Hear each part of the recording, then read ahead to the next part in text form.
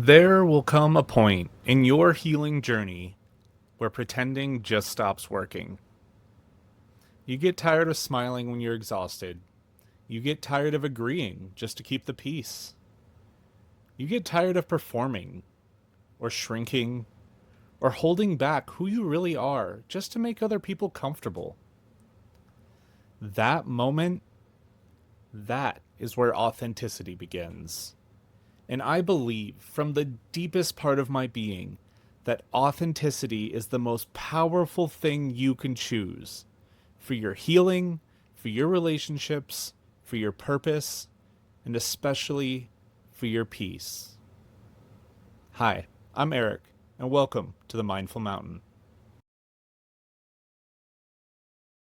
Let's clear some things up first. Authenticity isn't about telling it like it is or saying whatever's on your mind. It's not about being loud or dramatic or rebellious just for the sake of it. Authenticity is living in alignment with your values, with your truth, your needs, and your essence, even when it's uncomfortable. It's about being real, not perfect. It's about letting people see the truth of who you are and not the version of you that you think will be the most accepted. If authenticity is so powerful, why do we bury it? It's because at some point we learned it wasn't safe. As children, we adapt. We read the room. We learn which parts of us are celebrated and which ones are shamed, punished, or ignored. Maybe you were told you were too sensitive or too much. Maybe you learned to become what other people needed you to be. Over time, that mask becomes your identity. You forget who you are without the performance. But that false self, it can't sustain real joy. It can't hold true love. And it can't lead you toward purpose. Only authenticity can do that. So let's be real. Masking who you are comes at a cost. You feel disconnected even when you're surrounded by people. You feel exhausted from constantly monitoring how you're perceived by those around you. You struggle to make decisions because you don't trust your own voice anymore. And sometimes you wake up and realize you've built a life around a version of you that doesn't really exist. That's not failure. That's survival. But survival is not the same thing as living. So how do you get it back? How do you remember who you were before the world told you who to be? Start with small truths. Say what you actually want to eat. Speak up when something doesn't feel right.